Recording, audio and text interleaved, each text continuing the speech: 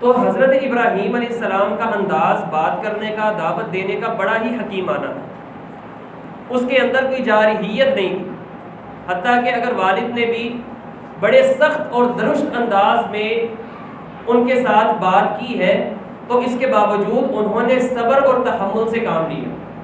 تو گویا کہ جو شخص بھی صحیح راستے پر ہے، حق کے اوپر ہے، اس کے اندر ایک بنیادی صفت یہ ہونی چاہیے کہ وہ صبر اور تحمل کا دامن کبھی بھی ہاتھ سے نہ چھوڑے، کیونکہ جب آپ کسی کو صحیح راستے کی طرف دعوت دیں گے تو آپ کی مخالفت لازمی ہوگی، اور ممکن ہے کہ وہ لوگ جو آپ کے سب سے قریبی ہیں وہی آپ کی مخالفت کرنے میں سب سے آگے ہوں، جیسا کہ اس واقعے کے اندر ہمارے لیے ایک بہت بڑا سبق یہ ہے۔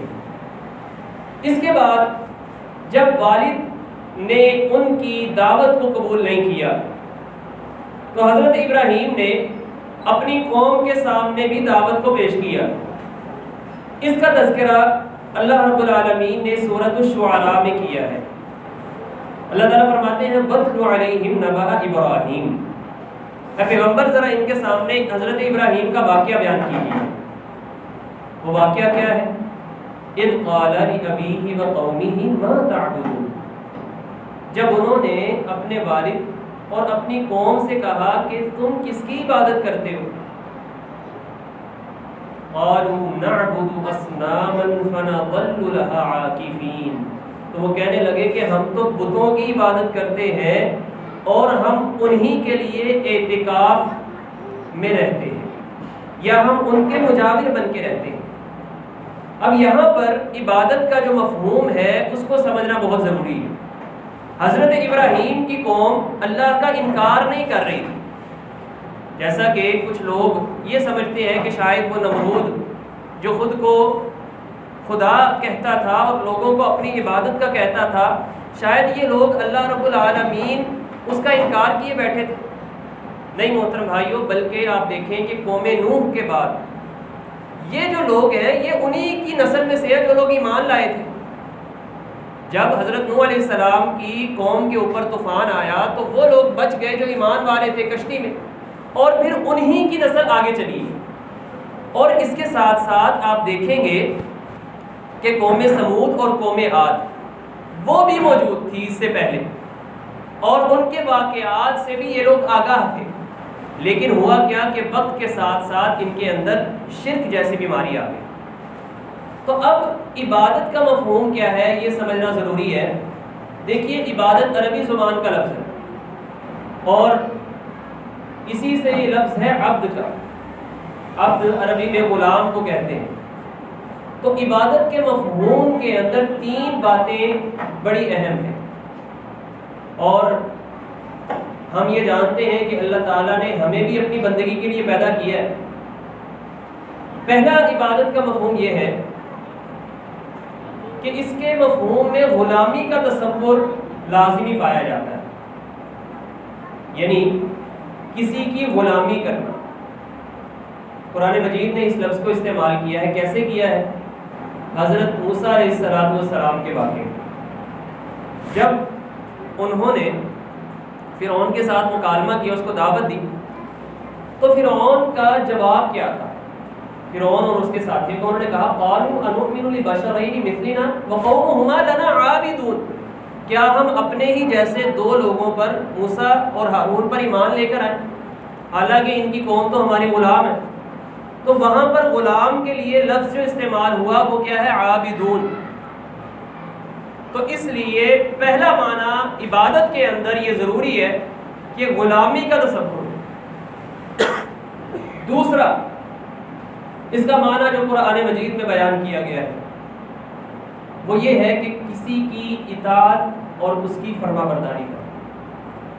مثال کے طور پر اللہ رب العالمین نے جو یہود و نصارہ تھے ان کے علماء کے متعلق یہ بات بیان کی ہے کہ اتخذوا احبارهم ورهبانهم اربابا من دون اللہ، یہودی اور عیسائیوں نے اپنے علماء اور اپنے جو مذہبی لیڈر اور پیشوا تھے ان کو اللہ کو چھوڑ کر اپنا رب بنایا ہوا تھا۔ اب ایک صحابی حضرت عدی بن حاتم نبی کریم صلی اللہ علیہ وسلم سے عرض کرتے ہیں اللہ کے نبی یہ جو قرآن مجید میں آتا ہے تو ایسا تو نہیں ہے ہم ان کو رب تو نہیں تسلیم کرتے تھے تو پھر یہ کیوں کہا گیا ہے؟ تو آپ نے پھر وضاحت فرمائی کہ کیا ایسی بات نہیں ہے کہ جس چیز کو وہ حرام قرار دیتے تھے ان کے علماء ان کے راہب تم بھی ان کو حرام سمجھ لیتے تھے بغیر دلیل کے، اور جن کو وہ حلال کر دیتے تھے قرار دیتے تھے تم بھی ان کو حلال سمجھ لیتے تھے۔ تو اب اس تصور اور اس سینس میں یہ بھی انہی کی عبادت تصور ہوگی اگر آپ ان کی بات مانتے۔ تو دوسرا معنی یہ ہوا کہ اطاعت اور فرما برداری، اور تیسرا معنی یہ ہے کہ پوجا اور پرستش، یعنی عبادت کے اندر یہ ضروری ہے کہ جس کی عبادت کی جا رہی ہے اسی کی پوجا اور پرستش کی جائے، جیسا قرآن مجید میں آتا ہے۔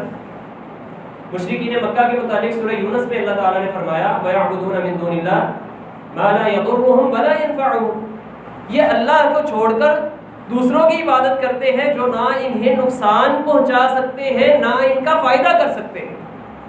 اور سورہ زمر کے آغاز میں فرمایا کہ یہ جو مشرکین مکہ تھے یہ کیا کہا کرتے تھے؟ مَا نَعْبُدُهُمْ، ہم ان کو کوئی رب نہیں مانتے، مَا نَعْبُدُهُمْ إِلَّا لِيُقَرِّبُونَا إِلَى اللَّهِ زُلْفَىٰ، ہم ان کی عبادت اس لیے کرتے ہیں تاکہ یہ ہمیں اللہ کے قریب کر دے۔ اب غور کیجئے گا، اللہ کو بھی مان رہے ہیں لیکن ساتھ ان اللہ کے شریکوں کو بھی پوج رہے ہیں، کس نیت سے؟ کہ یہی ہمیں اللہ کے قریب کر دے۔ حالانکہ کہنے والے نے یہ بات کی ہے کہ ہے ذات واحد عبادت کے لائق، زبان اور دل کی شہادت کے لائق، اسی کے ہے فرمان اطاعت کے لائق، اسی کی ہے سرکار خدمت کے لائق۔ اب غور کیجئے گا، دیکھیں ہمیں بھی اللہ تعالیٰ نے اپنی عبادت اور بندگی کے لیے پیدا کیا ہے، جس سے بھی پوچھ لے وہ یہی جواب دے گا۔ لیکن بات یہ ہے کہ اگر ہم اللہ رب العالمین کے واقعی غلام ہیں، ہم اللہ کی واقعی عبادت کرنے والے ہیں، تو محترم بھائیوں اس کے لیے یہ تین باتوں کا پایا جانا ضروری ہے۔ اب مثال کے طور پر ایک بادشاہ ہے، اب اس کے ماتحت کچھ افراد ہیں، اس نے مختلف ڈیوٹیاں لگائی ہوں گی۔ اب بادشاہ کے ساتھ ان کا جو تعلق ہونا چاہیے، یا آپ یوں کہہ لیں کہ ایک مالک کے ساتھ غلام کا جو تعلق ہونا چاہیے، اس کے اندر یہ سب باتوں کا پایا جانا ضروری ہے۔ پہلی بات کیا ہے؟ اس کے اندر اپنے مالک کا ادب اور احترام، اپنے مالک کے سامنے وہ کوئی بھی ایسی حرکت نہیں کرے گا کہ جو ادب اور احترام کے تقاضوں کے خلاف۔ یہ تو ہم سب ہی کرتے ہیں، اللہ کا نام ہم بڑی عقیدت سے لیتے ہیں، ہاں جی، اور اسی طریقے سے قرآن مجید اللہ کا کلام ہے، اس کا ہم بڑا احترام کرتے ہیں، اس کو ہم بلند جگہ پر رکھتے ہیں۔ لیکن اگلی بات کی طرف نہیں آتے ہمارے معاشرے میں کہ جب مالک کا کوئی حکم آتا ہے کہ بھائی تم جا کر یہ کام کرو، میں نے تمہاری یہ ذمہ داری لگائی ہے، اب آگے سے غلام جو ہے وہ سر ہلائی جائے، ہاتھ باندھ کر کھڑا رہے اور کہے کہ میں تو آپ کا بڑا ادب اور احترام کرتا ہوں، مجھے آپ سے بڑی محبت اور عقیدت ہے، آپ کا حکم سر آنکھوں پر۔ مالک کہے کہ نہیں، یہ باتیں تمہاری ٹھیک ہیں، ذرا جو میں نے تمہاری ڈیوٹی لگائی ہے وہ کام کرو۔ اب وہ کام کرنے کے لیے تیار نہیں ہے تو ایسے غلام کو کوئی بھی مالک کا فرما بردار نہیں کہے گا۔ یہی محترم بھائیو آج ہمارا حال ہے مسلمانوں کا مجموعی طور پر۔ آپ دیکھ لیں، میں نے مثال دی ہے، اللہ رب العالمین کا ذکر ہو، ہم بڑے عقیدت اور احترام کا مظاہرہ کرتے ہیں، قرآن مجید کا بڑا ادب کرتے ہیں، بیت اللہ کا بڑا ادب کریں گے، لیکن اس کے باوجود جب اللہ کا حکم آئے کہ بندے اب تیرے لیے یہ جو ہے وہ دکان پر بیٹھنے کا، اپنے کاروبار پر بیٹھنے کا وقت نہیں ہے، اب اذان کی آواز ہو رہی ہے تو تم مسجد میں آ کر نماز ادا کر، میرے سامنے سجدہ ریز ہو، اس کے لیے ہم تیار نہیں۔ حالانکہ اگر حکومت کی طرف سے یہ اعلان ہے کہ اتنے بجے تک مارکیٹس بند ہوگی اور جو نہیں کرے گا اس کے اوپر سزائیں یا جرمانے ہوں گے، تو اس کے لیے ہم تیار ہیں۔ لیکن اللہ رب العالمین کا ہمارے دلوں میں اتنا بھی ڈر نہیں ہے کہ جتنا حکومت وقت کا ہے۔ تو غور کیجئے گا، ہماری صورتحال پر اور پھر ہمارا یہ رونا کہ جی یہ سارے کے سارے مسائل اور ملک کی صورتحال، تو یہ محترم بھائیو یہ ہمارا جب اللہ رب العالمین کے ساتھ رویہ ہوگا تو پھر اللہ رب العالمین ہمارے اعمال کی جزا پھر ہمیں دنیا میں بھی دیتے ہیں۔ اور پھر اسی طریقے سے جب بادشاہ اپنے ماتحتوں سے کہتا ہے کہ تم نے فلاں علاقے میں جا کر میرا آرڈر اور حکومت کی ریٹ کو قائم کرنا ہے، اور وہ جو اس کے ماتحت ہیں وہ کام کرنے کے لیے تیار ہی ہو، تو محترم بھائیو اس کو بھی کوئی بادشاہ کے ساتھ وفادار نہیں کہ آج مجموعی طور پر ہمارا بھی یہ حال ہے کہ اگر اللہ نے کسی کو حکومت دی ہے تو اس کا یہ فرض بنتا ہے کہ اپنی ریاست کے اندر اللہ کے احکامات کو نافذ کرے، لیکن یہاں پر کیا صورتحال ہے کہ لوگوں کی حکمرانی ہے، لوگوں کے ووٹ ہیں، لوگ جس کو منتخب کریں اور پھر جو منتخب کیے گئے وہ پارلیمنٹ میں جا کر جس طرح کی قانون سازی کرے چاہے وہ اللہ کے احکامات کے خلاف ہی کیوں نہ ہو وہ منظور ہے۔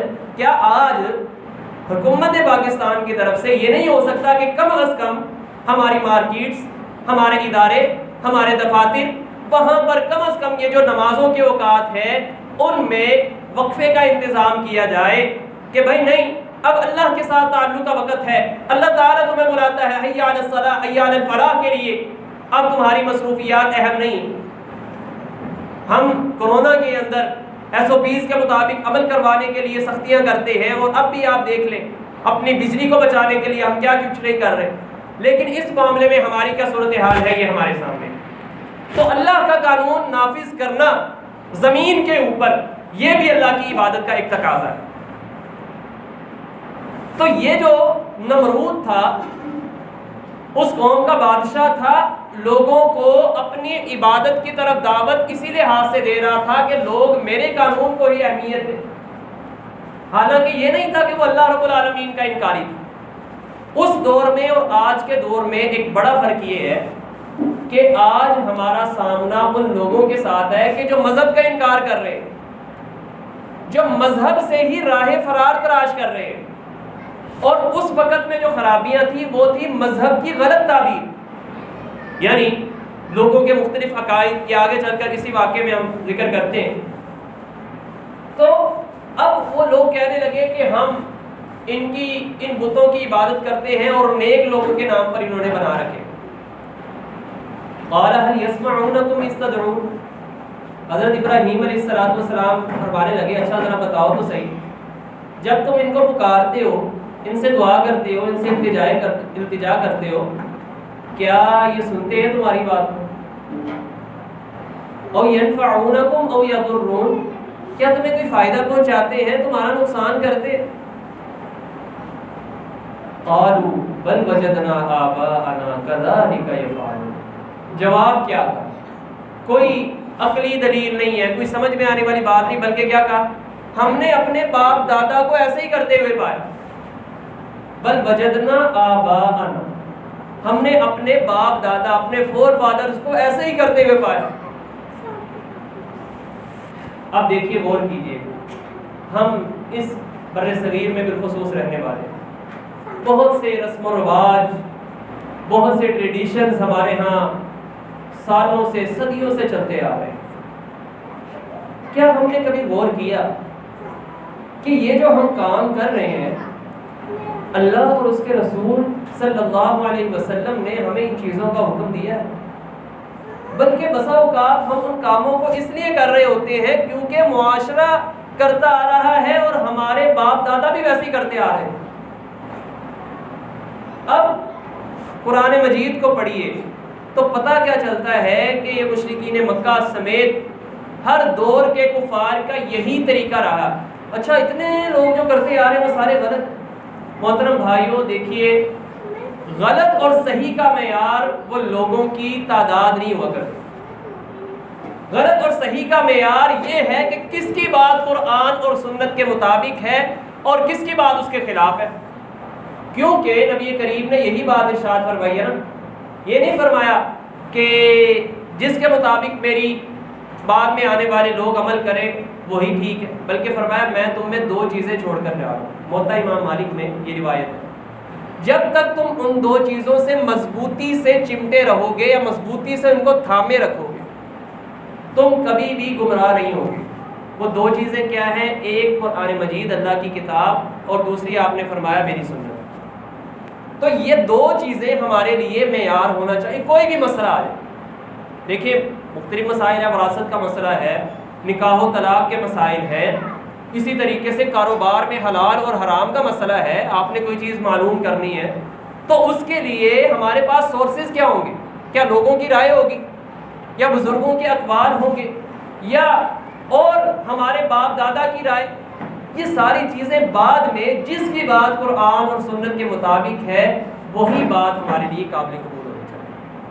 تو اب سورۃ الاحزاب میں اللہ رب العالمین نے ایک بات ارشاد فرمائی ہے، جب جہنمیوں کو جہنم میں پھینکا جائے گا تو وہ کیا کہیں گے؟ انا اطعنا سادتنا وکبراءنا، ہم نے اپنے لیڈروں اور اپنے وڈیروں کی پیروی کی، فاضلونا السبیل، تو انہوں نے ہمیں سیدھے راستے سے گمراہ کر دیا۔